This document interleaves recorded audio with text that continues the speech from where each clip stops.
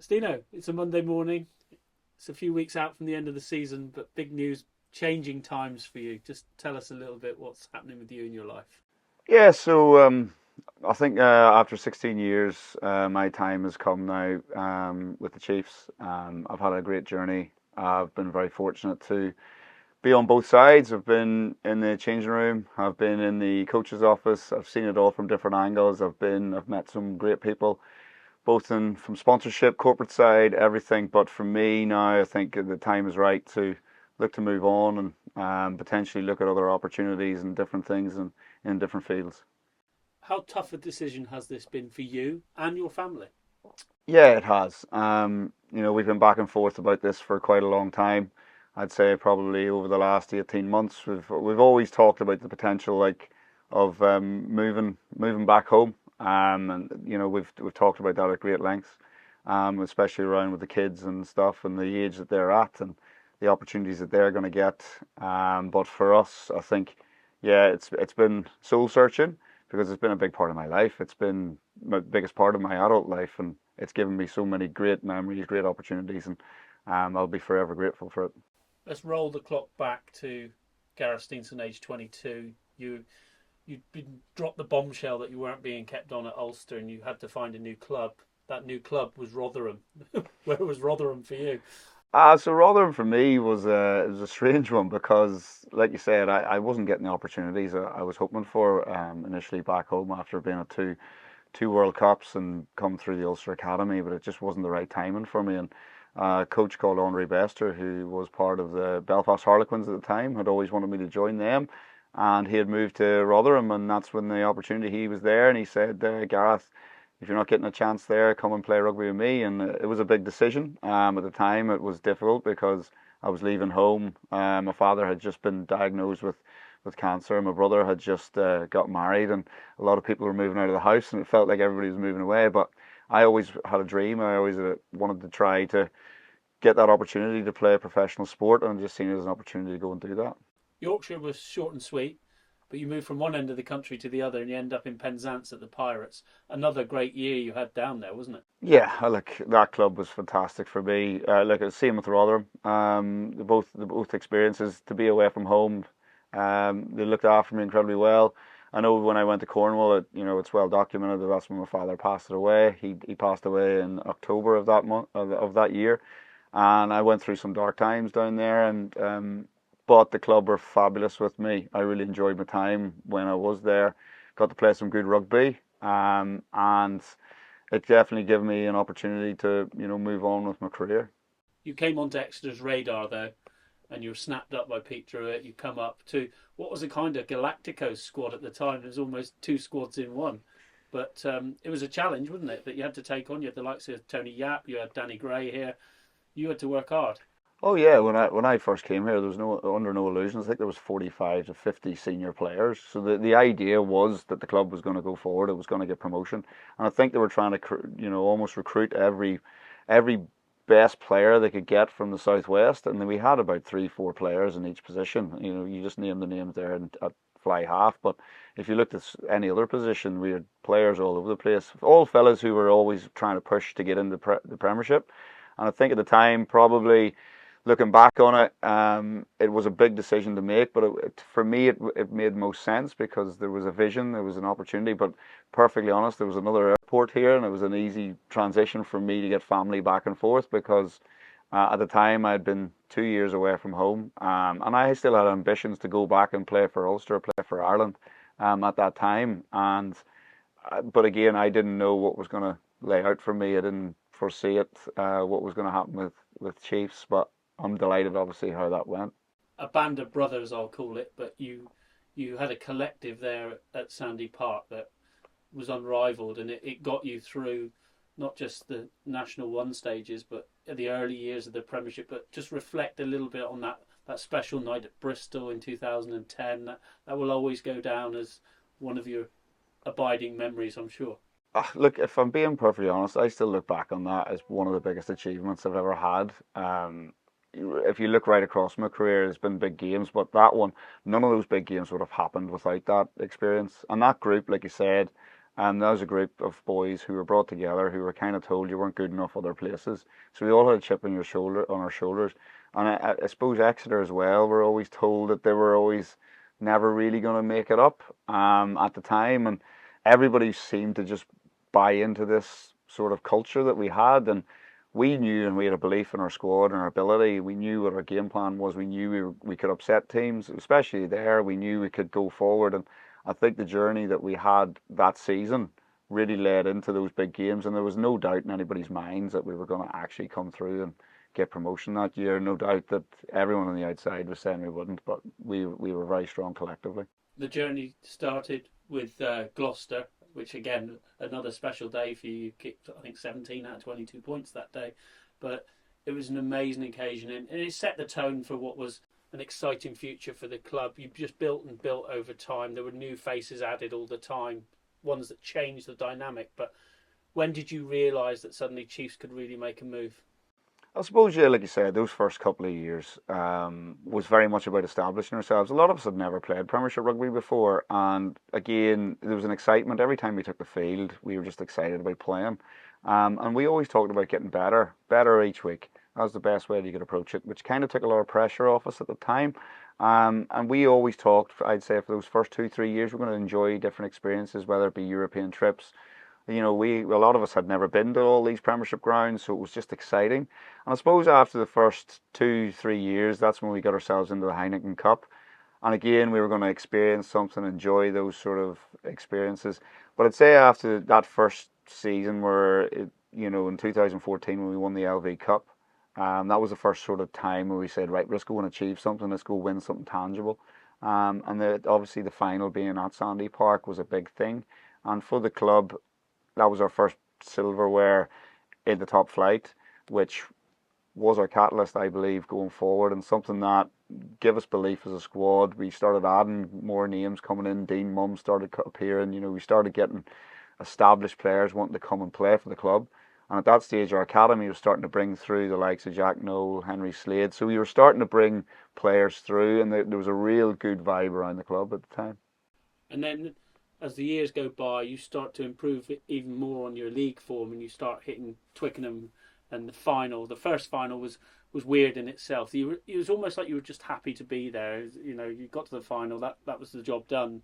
And it kind of showed in the performance, didn't it? But a year later, let's go to 2017 when you win the title for the first time. Lessons had been learnt in that 12 months massively. And you went to the Wasps final, a different team, with different players, really. Yeah, we were. Like, you couldn't really anticipate what we experienced in that first final. When we went there, obviously everybody was right behind us. If you weren't supporting Saracens, you were supporting Chiefs. And I know from speaking to guys who played international rugby at Twickenham, they've never experienced going into that ground, people banging on the side of the bus, the noise level. And for all of us, some of us hadn't played at Twickenham before. So we give ourselves as good an account we could of that final. But like you said, the lessons we learnt going in once we beat Saracens in the semi-final, it was very evident that we had a big job to do the week later, whereas the year before we were so excited that we were in a final. The next year was all about, right, we've got a job to do. We had some really good characters in the room, Thomas Waldron, Jeff Parling, guys who were used to winning, and they were very quick to say, right, let's lock down, get ourselves to that final. And it was an epic final, as we all remember, going out in the sun, 100 minutes of rugby, and it was ultimately one of the best team performances, I believe, because we had a game plan set out in place to do a job, and everybody did it to the best of their ability, which got us over the line. People will always talk about that winning kick in extra time that won the first major league title for the Chiefs, but I know that it was the kick before that was the one, wasn't it? That if you miss that, the Chiefs don't do what they do. The pressure that was on you. I remember you've said to me many times that you felt your old man was with you at that moment. It was special in so many different ways, but a real pressurised moment. Yeah, that one was. I think the clock ticking down, 78 minutes on the clock, 79, whatever it was. I think Nathan Hughes thankfully put his hands over the breakdown and held on a wee bit longer, and we got a penalty because it was slipping away at that point. And then I remember just having that in front of the post, 22 metres out. A kicker at our level, you've got to expect to kick that. And I remember Will Chudley coming up to me and saying, right, this is what we're going to do off the kickoff. And I remember there mightn't be a kickoff. Let me kick this in a nice way of saying it to him. Just let me concentrate on this. But yeah, like you said, that whole experience, the things that we went through. Once we got that kick over, got the extra time, it just felt we were going to get the job done. And I know people have asked me in the past about what you feel like whenever you were kicking that final kick. I was like, well, I had a couple of minutes to always prep for it because there was scrums going on. So it was either going to be a scrum penalty to us or a scrum penalty against us. So it was either going to have a shot at goal or it wasn't. And I always felt that there was going to be another opportunity. There was 2-3 minutes on the clock. So if I missed it, we'll either get another chance or it'll go to penalty shootout. Now, thankfully, neither of those happened. And we got the job done and then held onto the ball, and the rest is history. You had become everyone's favourite second team in terms of other rival teams, but you were making more finals, albeit Saracens were getting the better edge of you. But then all of a sudden you get to 2020 and times change for everyone, not just a rugby team, but COVID struck and you were sensing it was coming towards the end of your career. But when exactly did you think, oh, this could be a special year? Coming back, it seemed the group were a different group when rugby was allowed to return. Yeah, it was. I think, again, everyone had different challenges in COVID and we all went through different things. And I think from us, from our point of view, we always had belief that the season would end. We'd put ourselves in a really, really good spot leading into before COVID hit. And again, the unknown. I wasn't sure what was going to happen if my career was finished. So it was literally, we all went in, the gym was cleared out at Sandy Park, everybody got as much stuff. But we were very close. We actually became very close as a group because there was WhatsApp groups going out. Boys were doing training sessions. You know, I remember getting up in the morning at 7 o'clock, and boys had already completed a training session. You had a video that was put up on this thing, so you were inspired to go and do something. And I think when we all came back, we were just so excited to be back in amongst each other. We hadn't seen each other for months on end, and when we got back in, it was very much, you've got 10 games to play over 6 weeks. As a rugby player, you can't ask for anything better. It meant that you weren't really going to have to train. You were just going to play games. You're rugby players, you're not rugby trainers. So it was very much, we got to see the whole showcase of the Chiefs then. You got to see academy players, because nobody could play every game. You got to see senior guys. Everybody played a part. And I think the beauty of that, and still something I love about this fact is, everybody contributed to those. Now, some guys got to play in the finals, some guys didn't, but everybody had a role to play to make sure there was a success there. And to walk away with the biggest prize that you can possibly get in a club game over the space of 6 weeks is just a fantastic effort from so many different people. The originals group was dwindling by the year, but you and Phil Dolman were the latest ones to say your goodbyes. But I remember there was a special moment between the two of you after Northampton away where you kind of, that was you done, albeit you still had games to play, but in your head probably there or Bristol away you were done, weren't you? Yeah, I think so. We kind of knew the squad was kind of well set, and barring a few injuries, and that was really good fun. I remember playing, I think Dave Dennis was left the same year, and the three of us all got to play in those games, the midweek games as such. And arguably they were one of my most favourite games, and I wasn't even in front of anybody. And I remember myself and Phil, we were obviously the elder statesmen. I remember looking around and had a young Josh Hodge out to me, I think, and Joe Snow and Harvey Skinner was in. And you looked around the group, and these are guys now who are playing, and you're just sitting going, well, this is great to be part of it. And actually to go out and turn over Northampton and Bristol, two teams that went big names against us, and these young guys are putting it on the field, and it was really, it gave you a real sense of pride to be able to play with these guys, and they were some of my favourite games of rugby. Those finals will be remembered for wrong reasons, probably, that you celebrated great times, but with nobody. And I remember many of you being out on the pitch with phones, FaceTiming family members. You had that band of brothers in the changing room where you could celebrate after the European one in Bristol, but it was just weird, wasn't it? And you just couldn't celebrate like you wanted to. I remember after 2017, it was amazing celebrations. This one was so much different. It was, but at the same time, kind of nice because, like you just said, we got to do it as a team, as a group. You know, it was a big squad effort, and a lot of those guys got to sit in the change room. You actually got 2-3 hours together. You don't normally get to do that. It's literally get in, you might celebrate, have a beer or two, and then it's out and see family or whatever. But that was we were in with the only people in fair play, and especially when we won the Heineken Cup.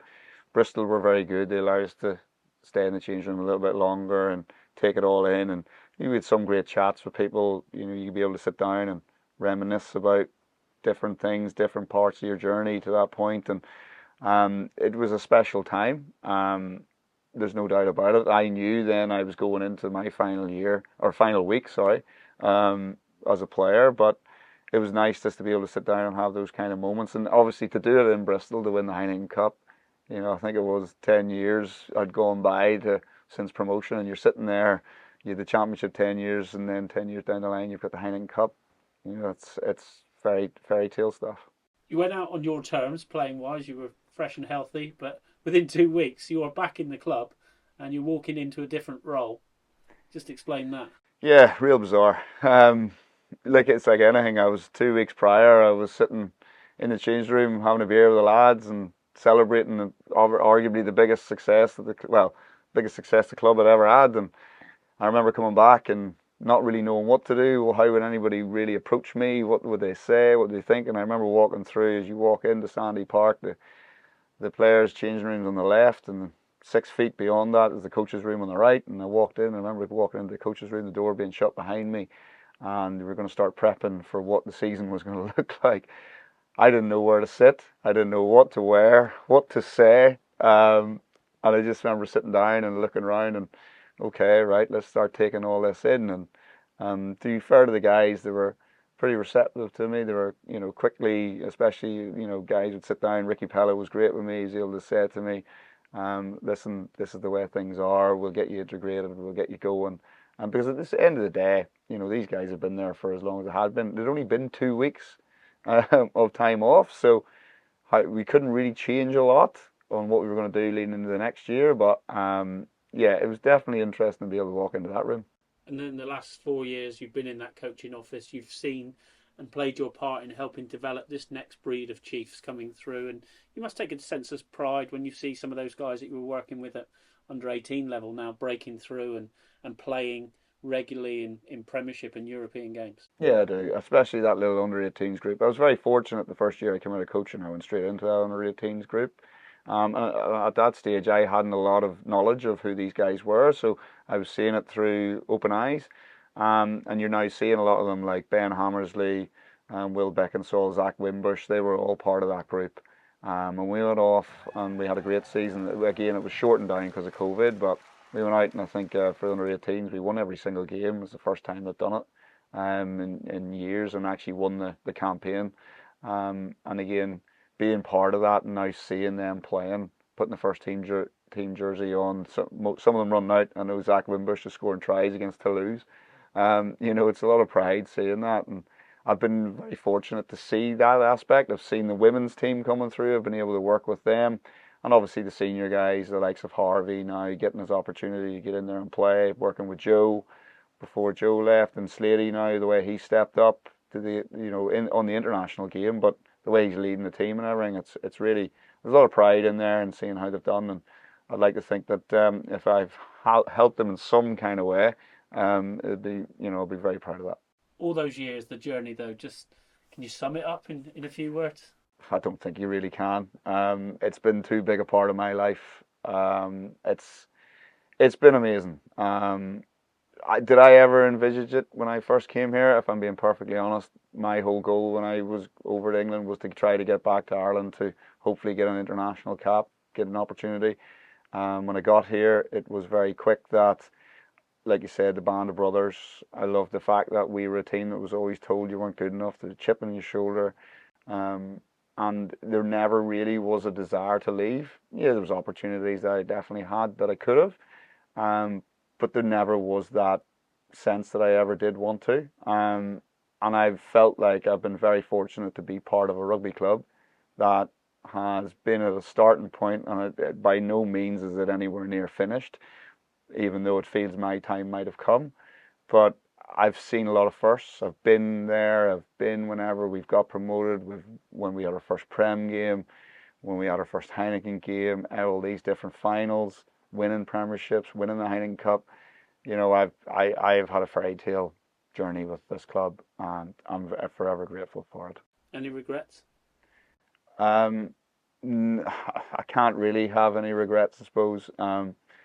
It'd be nice maybe to have a couple of extra Prem titles. I don't know, but no, I can't really, because listen, I like to think I gave my best shot. I did everything I could, whether that be on the field, off the field, in and around the community, whatever it may be, the corporate side, everything.